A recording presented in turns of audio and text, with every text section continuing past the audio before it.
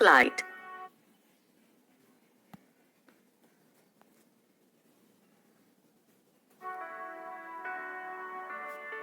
As you know, the phenomenon of photoelectric effect explains that light consists of packets of energy, known as quanta, and this characteristic of light exhibits during its interaction with matter.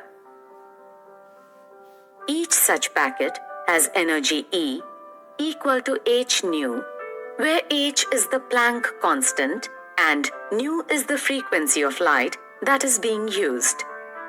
Einstein concluded that each packet of energy can also be associated with a definite momentum p equal to h nu by c, where h is the Planck constant, nu is the frequency of light used, and c is the velocity of light.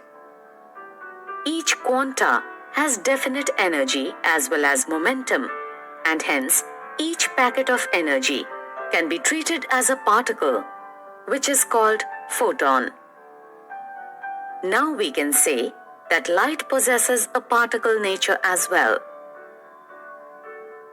In 1924, A. H. Compton proved the particle nature of light with his experiments on scattering of X-rays from electrons. The phenomenon of scattering of X-rays from electrons is called the Compton effect. Let's now summarize the properties of photons. In the interaction of radiation with matter, like in the case of photoelectric effect, it seems as though radiation is made up of particles called photons.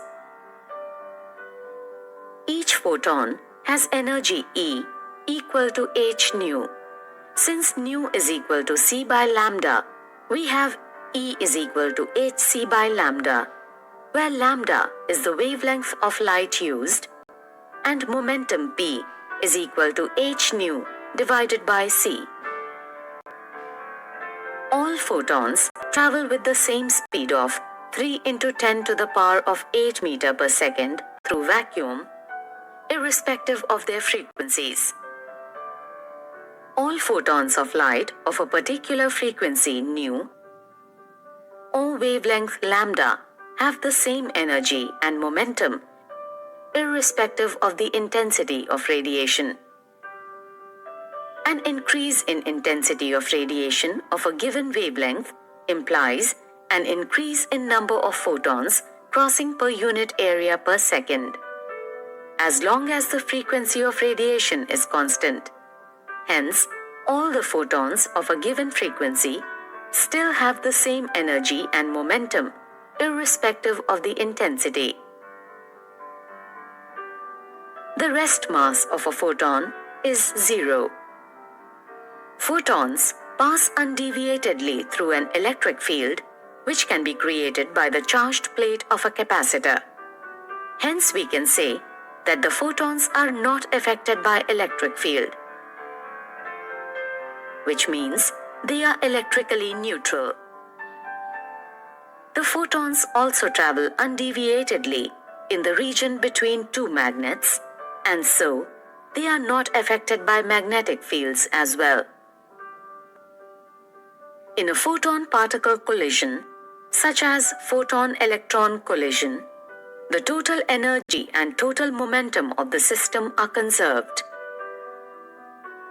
However, the number of photons may not be conserved in such a collision.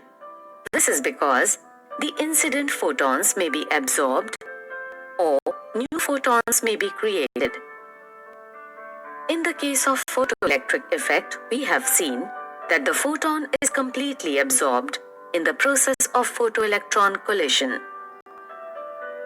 When X-rays are scattered from electrons, after the photon-electron collision, a new photon is created.